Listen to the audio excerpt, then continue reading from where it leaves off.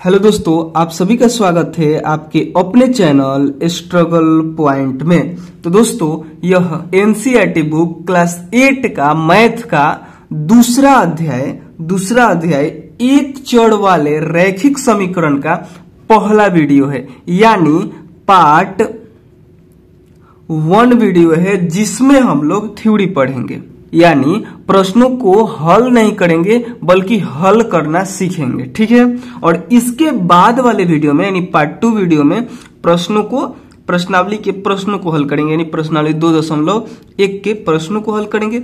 और फिर उसके बाद वाले वीडियो में यानी पार्ट 3 वीडियो में प्रश्नावली 2.2 के प्रश्नों को हल करेंगे। इसमें टोटल 2 प्रश्नावली है।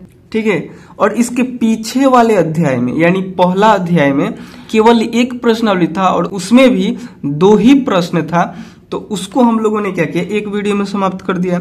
लेकिन यह थोड़ा सा अध्याय लंबा है, तो इसको एक वीडियो में कंप्लीट करना थोड़ा सा मुश्किल है, इसलिए हम इसे पार्ट वाइज बनाएंगे। पहला पार्ट में हम लोग केवल थ्योरी को पढ़ेंगे, यानी प्रश्नों को हम लोग हल कैसे करते हैं इसको सीखेंगे।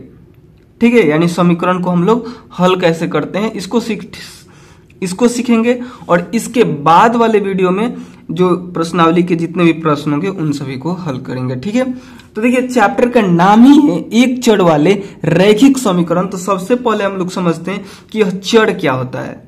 ठीक है। तो चर को समझने से पहले हम लोग को समझना पड़ेगा कि यह अचर क्या होता है। ठीक है। उसके बाद हम लोग चर को समझेंगे और उसके बाद हम लोग बीजीय व्यंजक को समझेंगे। ठीक है। उसके बाद हम लोग क्या समझेंगे, बीजीय व्यंजक को। और उसके बाद हम लोग समझेंगे समीकरण को। क्या समझेंगे, समीकरण को। ठीक है। और समीकरण समझ लेंगे, उसके बाद समीकरण के प्रकार को समझेंगे। ठीक है। तो हम लोग समीकरण को समझेंगे और उसके बाद समीकरण के प्रकार को समझेंगे। उसी में यह आएगा एक चर वाला रैखिक समीकरण। ठीक है। और उसके बाद समीकरण को हल कैसे करते हैं, इसको भी सीखेंगे। ठीक है। और उसके बाद समीकरण का हल करना हम लोग सीख लेंगे इस वीडियो में। और अगले वीडियो से हम लोग प्रश्नों में जो प्रश्नावली 2.1 में समीकरण दिए गए हैं उनका हल करेंगे। और उसके बाद वाले वीडियो में प्रश्नावली 2.2 में जो समीकरण दिए गए हैं उनका भी हल करेंगे। ठीक है। तो चलिए, सबसे पहले हम लोग समझते हैं कि यह अचर होता क्या है। ठीक है। तो देखिए, अचर को इंग्लिश में हम लोग कांस्टेंट बोलते हैं। अचर को इंग्लिश में हम लोग कांस्टेंट बोलते हैं, जिसका मान न बदले अचर कहलाता है। उदाहरण के लिए सभी संख्याएं मतलब क्या, जैसे 10, 20, 5, 50, 2, 100, ये सब क्या है, ये सभी संख्याएं हैं। तो इन सभी का मान नहीं बदलता है। अगर कहीं 20 लिखा है तो वह 20 ही रहेगा, कहीं 5 लिखा है तो वह 5 ही रहेगा, यानी उसका मान हमेशा सेम ही रहेगा। तो इसीलिए इसको हम लोग बोलते हैं अचर। ठीक है। और देखिए, चर क्या होता है, जिसको इंग्लिश में वेरिएबल बोलते हैं, इसका मान क्या होता है, बदलते रहता है। जिसका मान बदलता रहे चर कहलाता है। उदाहरण के लिए सभी वर्णमाला यानी ऑल अल्फाबेट, जैसे A, B, C, ऐसे ही X, Y, Z, इसके बीच जितने भी आएंगे, जैसे T, M, N, जो भी आएगा इसके अंदर, यानी 26 ABCD जो होता है वो सब। और इसके साथ ही साथ आप क ख ग को भी ले सकते हैं, क ख ग। इसका तो यूज उतना नहीं है, लेकिन इसको भी हम लोग यूज कर सकते हैं चर में। ठीक है। तो चर और अचर, और आप अच्छे से समझिएगा इस वीडियो के लास्ट में, जब हम लोग समीकरण को हल करेंगे उस टाइम आपको और अच्छे से समझ में आएगा कि आखिर में यह चर और अचर होता क्या है। ठीक है। अभी आप लोग केवल इतना समझिए कि जिसका मान बदलता रहे उसे हम लोग क्या बोलेंगे, चर बोलेंगे। और जिसका मान न बदले उसको हम लोग अचर बोलेंगे। ठीक है। जहां कहीं पे भी अगर 10 लिखा होगा तो वो हमेशा 10 रहेगा, लेकिन कहीं x लिखा है तो x का मान कभी 10 आएगा, कभी 5 आएगा, कभी 15 आएगा, कभी 2 आएगा। ठीक है। यानी इसका मान बदलते रहेगा। तो अगर आप लोग चर और अचर समझ लिए, तो चलिए अब हम लोग समझते हैं बीजीय व्यंजक को। ठीक है। जिसको इंग्लिश में बोलते हैं अलजेब्रिक एक्सप्रेशन, जिसको इंग्लिश में बोलते हैं अलजेब्रिक एक्सप्रेशन, ठीक है, जिसको इंग्लिश में क्या बोलते हैं, अलजेब्रिक एक्सप्रेशन।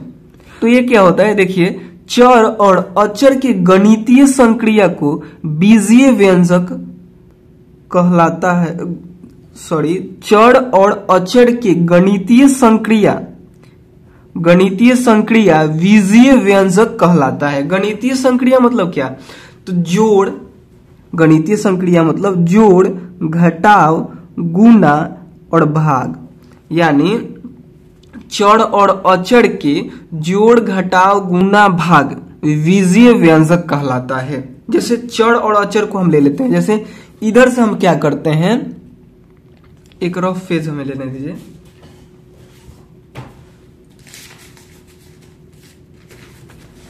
यहां पे हम बोले कि चर और अचर की गणितीय, यहां पे हम बोले चर और अचर की गणितीय संक्रिया मतलब जोड़, घटाव, गुना, भाग बीजीय व्यंजक कहलाता है। तो चर और अचर लेते हैं और उसे जोड़, घटाव, गुना, भाग करते हैं, ठीक है। तो देखिए यहां पे हम क्या करते हैं कि एक अचर 5 लेते हैं, ठीक है, और 5 में हम क्या करते हैं, गुना कर देते हैं x से। तो जो हमें मिलेगा 5 में हम x से गुना कर देंगे तो हमें यहाँ पे 5x मिलेगा। तो यह क्या है, यह एक बीजीय व्यंजक है। चर और अचर के गणितीय संक्रिया, यानी चर और अचर में हमने गुना, भाग या फिर जोड़ कर दिया तो हमें बीजीय व्यंजक मिला। यानी इसका उदाहरण क्या हो जाएगा, 5x। 5x क्या है, एक बीजीय व्यंजक है। चलिए एक और लेते हैं, जैसे आपका मन किया कि यहाँ पे 10 ले लिए अचर में से हमने यहाँ पे 10 ले लिया, और चर में से आप कुछ भी ले लीजिए और जोड़ दीजिए चाहे घटा दीजिए। तो हमने क्या किया, t लेकर गुना कर दिया, और अगर जोड़ना चाहे तो जोड़ भी सकते हैं इसमें, और अब कुछ लेना चाहे जैसे 20 ले लीजिए तो 20 भी ले सकते हैं। फिर मन किया कि गुना कर दें, या फिर मन किया कि इसमें हम x जोड़ दे तो आप जोड़ सकते हैं, और उसके बाद इसको सॉल्व कीजिएगा तो यहाँ पे आएगा 10t, यहाँ पे देखिए 10t प्लस 20 प्लस x। यह क्या है, यह एक बीजीय व्यंजक है। यहाँ पे जो हमें मिला, हमें क्या मिला, 10t प्लस 20 प्लस x। यह एक क्या है, यह एक बीजीय व्यंजक है। तो बीजीय व्यंजक का मतलब आप समझ गए कि चर और अचर को हम लोग गुना, भाग, घटाव, जोड़ कर देते हैं तो हमें बीजीय व्यंजक मिलता है, अलजेब्रिक एक्सप्रेशन मिलता है, ठीक है। तो चलिए कुछ और उदाहरण यहाँ पे हम देख लेते हैं। जैसे हमने क्या किया, अचर हमने 2 लिया, अचर मतलब अंक, जैसे 2, 3, 4, 5, 6, 1, 2, 3, ये सब जो जितना भी होते हैं 100 अनगिनत तक होता है, ये सब क्या कहलाता है, ये सब अचर कहलाता है। जैसे कि हमने यहाँ पे 2 अचर ले लिया और इसमें हमने गुना कर दिया x से। x क्या है, यह एक चर है। फिर हमने क्या किया, 5 इसमें जोड़ दिया तो हमें मिला 2x प्लस 5। ये भी क्या है, एक बीजीय व्यंजक है, ठीक है। तो यहाँ पे लिख दीजिए बीजीय व्यंजक के उदाहरण में इसको लिख दीजिए 2x प्लस 5। एक और उदाहरण हम लेते हैं, जैसे हमने क्या किया, हमने 3x ले लिया, हमने 3 गुने x ले लिया। 3 हमने क्या लिया, अचर लिया, x हमने चर लिया, और इसमें 2 हमने जोड़ दिया, ठीक है। तो हमें जो मिला 3x प्लस 2 मिला, ये भी एक बीजीय व्यंजक है। तो यहाँ पे लिख दीजिए 3x प्लस 2, यह एक क्या है, बीजीय व्यंजक है। इसी प्रकार और भी आप उदाहरण ले सकते हैं। जैसे आप क्या कर सकते हैं, एक और पेज ले ले रफ हम। जैसे आप क्या कर सकते हैं कि 2 ले लीजिए, x से गुना कर दीजिए, फिर आप x ले लीजिए, फिर इसमें 3 जोड़ दीजिए। अपने मन से जो जो करना चाहे आप, जोड़, घटाव, गुना, भाग, इन दोनों को ले लेकर आप कर सकते हैं। तो देखिए 2 में जब यहां से देखिए x में x से गुना कीजिएगा तो x स्क्वायर हो जाएगा, और x स्क्वायर से 2 में गुना कीजिएगा तो 2x स्क्वायर हो जाएगा, ठीक है। और प्लस में 3, ये भी क्या है, ये भी एक बीजीय व्यंजक है, ठीक है। तो यहाँ पे लिख दीजिए इसको कि 2x स्क्वायर प्लस 3, ठीक है। उसके बाद एक और उदाहरण ले लीजिए आप।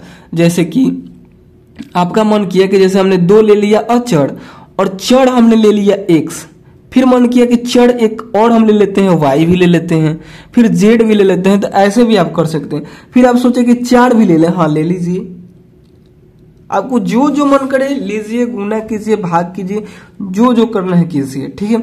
तो जैसे हमने 2 में x से गुना किया तो 2x हो गया, फिर इसी में हमने y से गुना किया तो फिर y भी आ गया, फिर z से गुना किया तो z भी आ गया।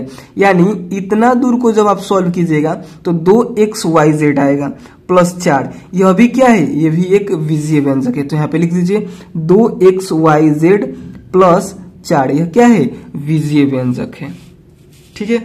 उसके बाद देखिए एक और उदाहरण हम लेते हैं यहाँ पे, जैसे यहाँ पे हमने ले लिया 2 गुने, फिर y ले लेते हैं, चर में हम y ले लेते हैं, फिर एक बराबरी चर ले लेते हैं y, फिर प्लस कर देते हैं 3, तो जो हमें मिलेगा 2y स्क्वायर। 2y स्क्वायर जब y में y से गुना करेंगे तो y स्क्वायर हो जाएगा, और 2 से गुना करेंगे तो 2y स्क्वायर हो जाएगा, ठीक है।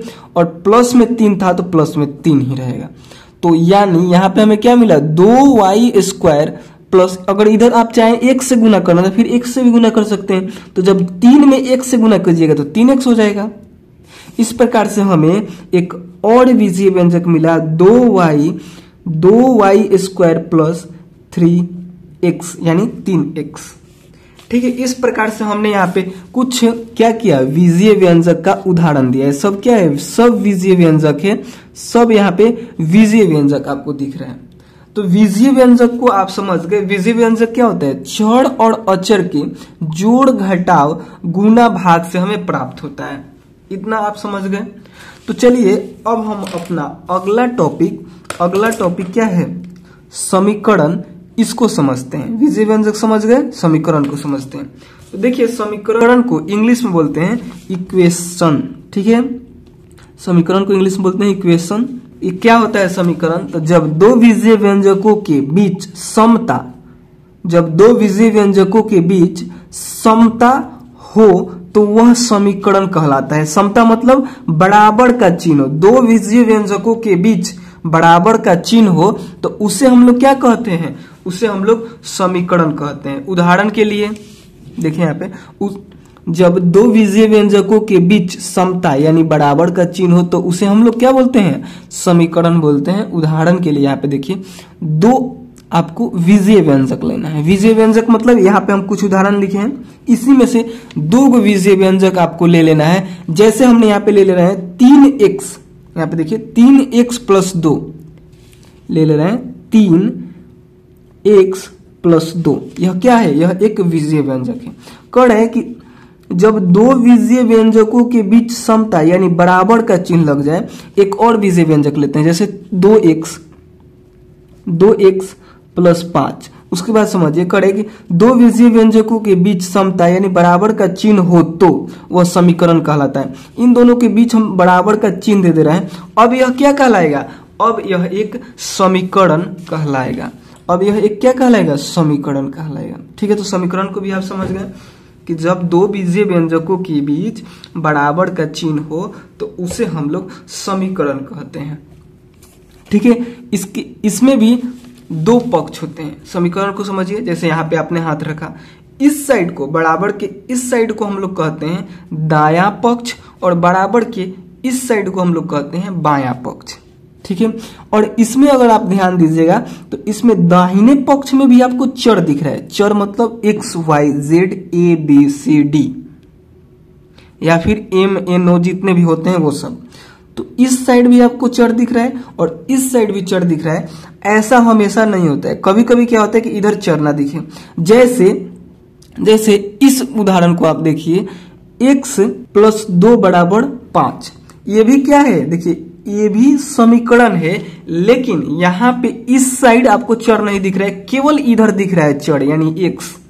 ये भी इसी से प्राप्त हुआ है, तो आप इसको नहीं बोल सकते हैं कि यह समीकरण नहीं है।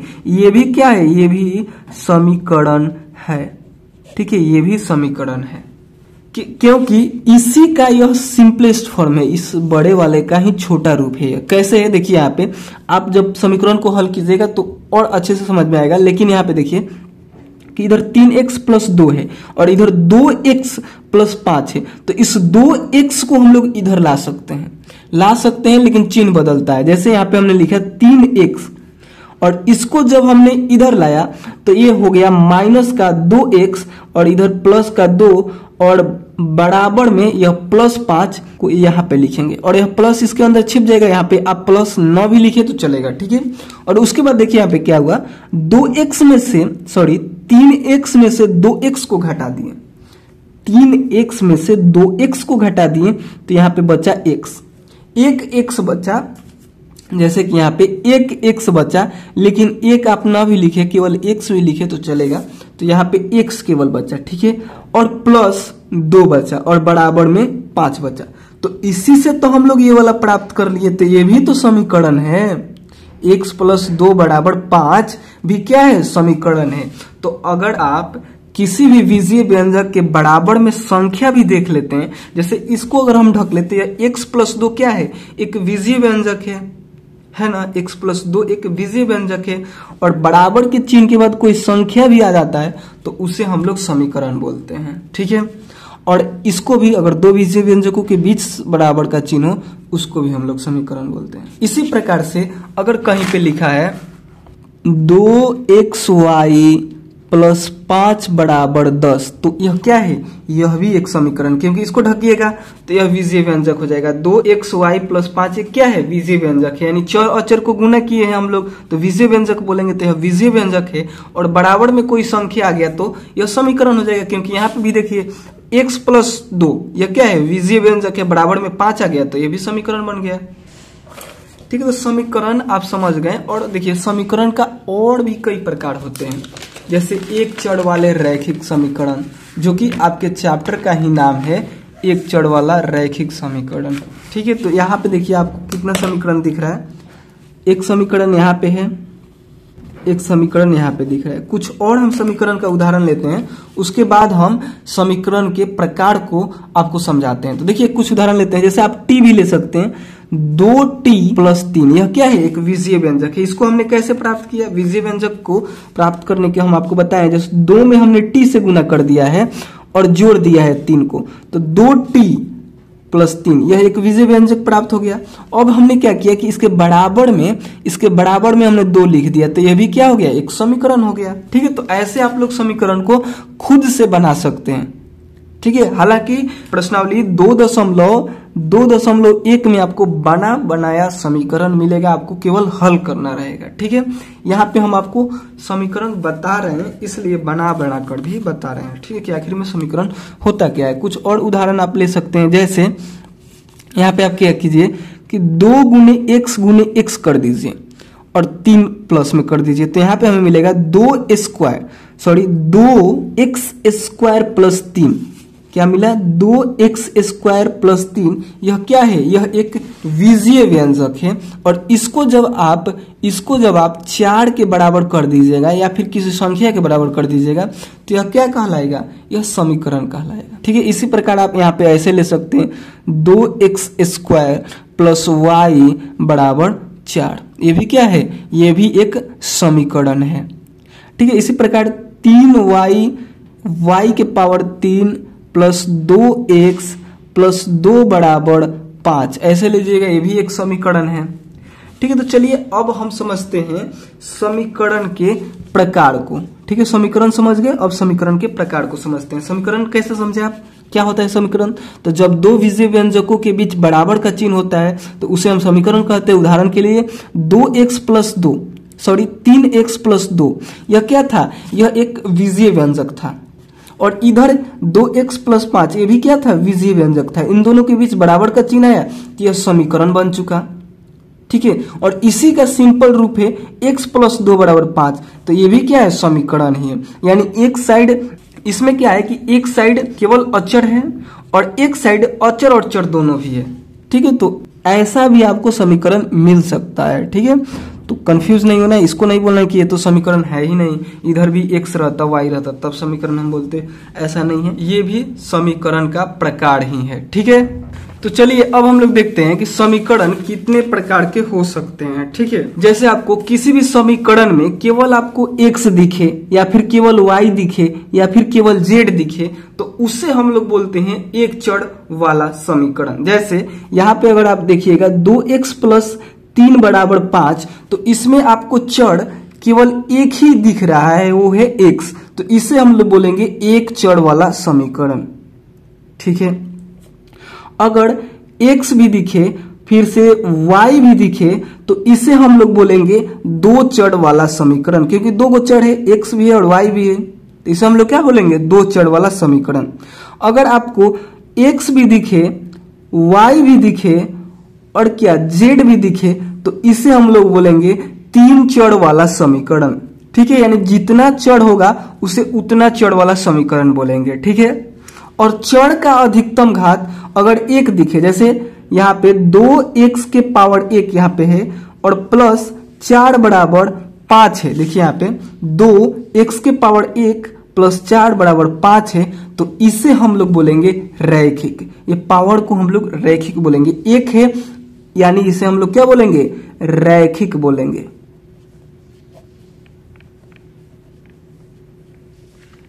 अगर यही पावर यहाँ पे अगर 2 है तो इसे हम लोग बोलेंगे द्विघात, इसे हम लोग क्या बोलेंगे, द्विघात। तो यहाँ पे लिखेंगे द्विघात समीकरण, द्विघात।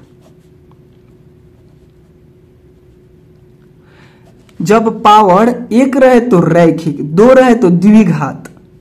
पावर कहिए फिर घात कहिए, घात 1 रहे तो रैखिक, घात 2 रहे तो द्विघात। अगर यही घात अगर 3 हो जाए, जैसे चर का घात 3 यहाँ पे है तो इसे हम लोग क्या बोलेंगे, चर का घात क्या है, 3 है, चर का घात 3 है तो इसे हम लोग बोलेंगे त्रिघात समीकरण,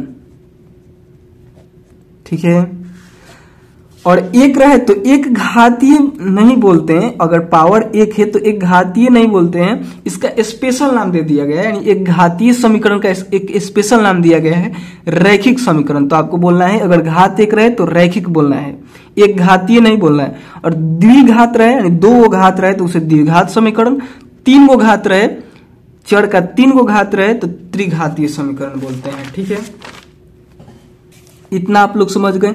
अगर चर 1 है तो उसे हम लोग बोलेंगे एक चर वाला, अगर 2 गो चर है तो 2 चर वाला, 3 गो चर है तो 3 चर वाला, और घात 1 है तो रैखिक, घात 2 है, यहाँ पे देखिए घात 2 है तो द्विघात, घात 3 है तो त्रिघात। कभी कभी क्या हो जाएगा, कभी कभी चर भी 1 है और इसका घात भी 1 है, तो इसका नाम क्या हो जाएगा बताइए, तो इसका चर भी 1 है तो ये तो एक चर वाला हो गया, एक चर वाला, और इसका घात भी 1 ही है, तो एक घात अगर है तो उसका नाम क्या है, रैखिक। तो एक चर वाला रैखिक समीकरण है, यह रैखिक समीकरण है, यह क्या है, एक चर वाला रैखिक समीकरण है। और आपके चैप्टर का भी नाम क्या है, एक चर वाला रैखिक समीकरण ही है, ठीक है। तो आप लोग ये समझ गए कि एक चर वाला रैखिक समीकरण क्या होता है। तो आपको इस अध्याय में केवल और केवल इसी प्रकार के समीकरण को आपको पढ़ना है। और यह क्या हो गया, यह क्या हो गया, तो यह हो गया एक चर यहाँ पे, एक चर यहाँ पे, यानी यह इसमें कितना चर आपको दिख रहा है, 2 चर, तो ये हो गया दो चर वाला रैखिक समीकरण, घात क्योंकि एक ही है। और ये क्या हो गया, ये हो गया 3 चर वाला, ये हो गया 3 चर वाला, और घात कितना है, 1 है तो रैखिक। और ये बताइए तो इसमें चर 1 है और घात कितना है, 2 है, तो यह हो गया एक चर वाला द्विघात समीकरण। ये क्या हो गया, यह 3 चर वाला, यह हो गया एक चर वाला त्रिघात समीकरण, ठीक है। तो इसमें हम लोग को इसी प्रकार के केवल समीकरण को पढ़ना है जिसमें चर 1 हो और घात उसका 1 हो, यानी एक चर वाला रैखिक समीकरण को, ठीक है। तो समीकरण के प्रकार भी आप शायद समझ गए, समीकरण के प्रकार भी समझ गए। अब चलिए समीकरण को हल करते हैं, क्योंकि सबसे ज्यादा इंपॉर्टेंट तो यही है समीकरण को हल हम कैसे करते हैं, ठीक है। क्योंकि दोनों प्रश्नावली में, प्रश्नावली 2.1, 2.2 दोनों में समीकरण को हल करना है। तो इसलिए चलिए अब हम लोग समझते हैं कि समीकरण को आखिर में हम लोग हल कैसे करते हैं, ठीक है। तो अगर कोई भी समीकरण यहाँ पे ऐसे दिया है, कैसे दिया है, यहाँ पे हम आपको दिखा रहे हैं,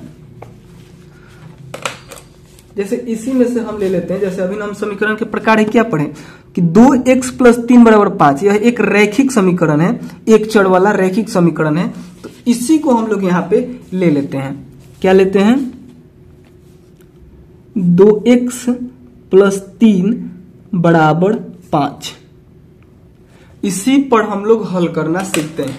तो हम आपको अभी बताए थे कि समीकरण में 2 भाग होता है। 2 भाग कौन कौन सा? जैसे आपने ऐसे हाथ रखा तो इस साइड वालों को हम लोग दाहिने हाथ की तरफ है तो दायां पक्ष, इस साइड वाला को बायां पक्ष बोलते हैं। तो हम लोग हमेशा यह चाहते हैं, समीकरण को जब भी हम लोग हल करेंगे तो हमेशा हम लोग यह चाहेंगे कि एक साइड सभी अचर आ जाए और एक साइड सभी चर चले जाए।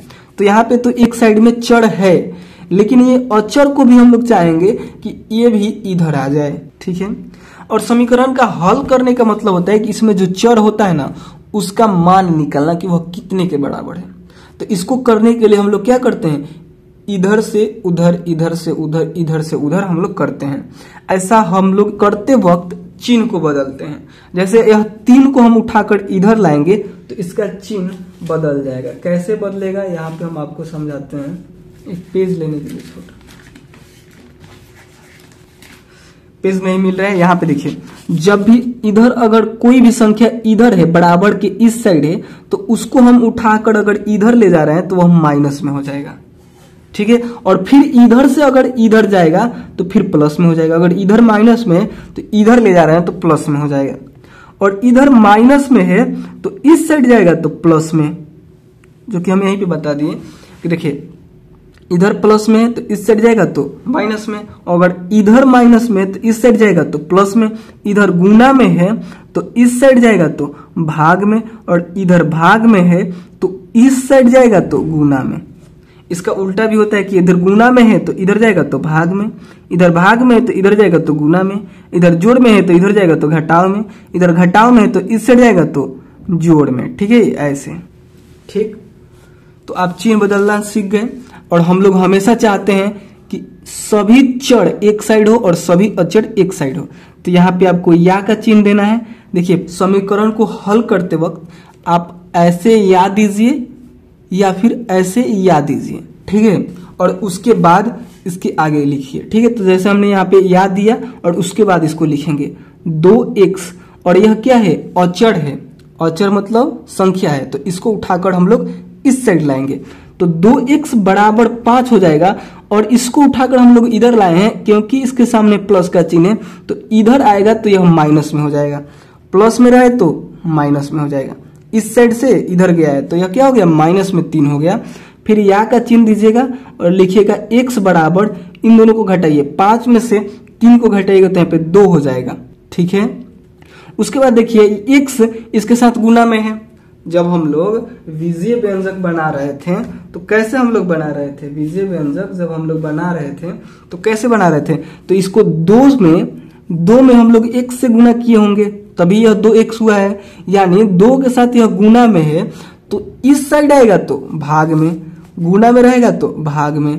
तो फिर या का चिन्ह दीजिए और x लीजिए, x लिखिए और इस 2 को इधर लाइए इसके भाग में, ठीक है। और 2 एकम 2, यानी या बराबर 1/1 हुआ, और 1/1 मतलब 1 ही हुआ है। बाटा में 1 का कोई वैल्यू नहीं होता है, इसको हटा दीजिए, यानी केवल 1 हुआ। यानी x का मान यहाँ पे क्या आ गया, 1 आ गया। इसी प्रकार हम लोग समीकरण का हल करते हैं, ठीक है। तो आप लोग समीकरण का हल करना भी सीख गए। एक और हम हल करा देते हैं और उसके बाद हम लोग आगे के वीडियो में यानी पार्ट 2 वीडियो में, जब पार्ट 2 वीडियो आएगा उस टाइम हम लोग प्रश्नावली 2.1 के प्रश्न को हल करेंगे, ठीक है। जल्दी से हम एक प्रश्न को हल करा देते हैं। जैसे कि एक उदाहरण हम और ले लेते हैं। जैसे कि यहाँ पे हम समझाए थे, इसी को ले लेते हैं। 3x + 2, 3x + 2, 2x + 5। इसमें क्या है, इसमें अगर ध्यान से आप देखिएगा तो चर आपको इधर भी दिख रहा है और इधर भी दिख रहा है, x दोनों साइड दिख रहा है। सबसे पहले बताइए कि यह कौन सा समीकरण है, एक चर वाला या फिर 2 चर वाला या फिर एक चर वाला, रैखिक, द्विघात, ये सब बताइए तो थोड़ा। तो इसमें आपको चर कितना दिख रहा है, 1 दिख रहा है, 2 नहीं दिख रहा है। देखिए यहाँ पे भी 1 से और यहाँ पे भी 1 से, लेकिन एक ही प्रकार का ना चर है, केवल x ही है, x y नहीं है, x z नहीं है, केवल x है। तो इससे हम लोग बोलेंगे एक चर वाले, एक चर वाले। इसे हम लोग क्या बोलेंगे, एक चर वाला। एक चर आपको दिख रहा है तो लिखिए एक चर वाले। और चर का अधिकतम घात यानी सबसे ज्यादा घात पावर कितना दिख रहा है, तो इसका भी एक ही है, इसका भी एक ही है, यानी एक दिख रहा है, तो इसको हम लोग क्या बोलेंगे, रैखिक समीकरण, यानी एक चर वाला रैखिक समीकरण। ठीक है, तो इसका नाम क्या हो गया, एक चर वाला रैखिक समीकरण। तो चलिए इसको अब हम लोग हल करते हैं। तो यहाँ पे या ऐसे लिखिए या फिर ऐसे चिन्ह दीजिए। ठीक है, और उसके बाद हम आपको बताए ना कि समीकरण को हल करते वक्त आपको ध्यान रखना है कि सभी चर को एक साइड करने की कोशिश करना है और सभी अचर को एक साइड करने की कोशिश करना है। या तो इस चर को इधर ला दीजिए या फिर इस चर को इधर ला दीजिए, दो काम आप कीजिए। तो हम क्या करते हैं, 3x को ऐसे लिखते हैं और इसको उठाकर इधर लाते हैं। यह इधर प्लस में है तो आएगा इधर तो माइनस में हो जाएगा। प्लस में किधर है, बराबर के इस साइड प्लस में है तो इधर जा रहा है, यह बराबर से इधर जा रहा है तो किस चीज में हो जाएगा, माइनस में, यानी माइनस का 2x हो जाएगा। और यह अचर को हम लोग इधर लाएंगे तो अचर यानी संख्या 1 2 3 4 जो होता है, तो इसको जब हम इधर लाएंगे तो यह प्लस में है, इधर प्लस में है और इधर जाना चाह रहा है तो माइनस में जाएगा। तो बराबर लिखिए फिर 5 लिखिए और इसको उठाकर इधर लाइए। इतना समझ में आया। फिर आप या का चिन्ह दीजिए और लिखिए 3x में से 2x को घटाकर यहाँ पे लिखिए। तो 3x में से 2 को घटाइएगा तो x आएगा, एक x आएगा, जो कि एक हम लोग नहीं लिखेंगे, केवल x ही लिखेंगे। ठीक है, और बराबर का चिन्ह देंगे और 5 में से 2 को घटाएंगे, 5 में से 2 को घटाएंगे तो यहाँ पे आएगा 3, यानी x बराबर क्या हो गया, 3 हो गया। ठीक है, तो ऐसे ही हम लोग समीकरण को हल करेंगे, जो कि आगे वाला वीडियो में और मजा आएगा। ठीक है, तो हमारा आज का शो सभी टॉपिक था, अचर क्या है, चर क्या है, बीजीय व्यंजक क्या है, समीकरण क्या है, समीकरण के प्रकार क्या है और समीकरण का हल कैसे करते हैं, सभी को हम लोगों ने आज सीख लिया। तो इसके अगले वीडियो में हम लोग प्रश्नावली 2.1 को हल करेंगे, यानी पार्ट 2 वीडियो में। ठीक है, तो चलिए मिलते हैं अगले वीडियो में, तब तक के लिए। और हाँ, लाइक कर दीजिएगा वीडियो पसंद आया होगा तो, और चैनल पे नए होंगे तो प्लीज चैनल को सब्सक्राइब कर दीजिएगा और दोस्तों के साथ शेयर जरूर कर लीजिएगा। ठीक है, तो चलिए मिलते हैं अगले वीडियो में, तब तक के लिए बाय दोस्तों।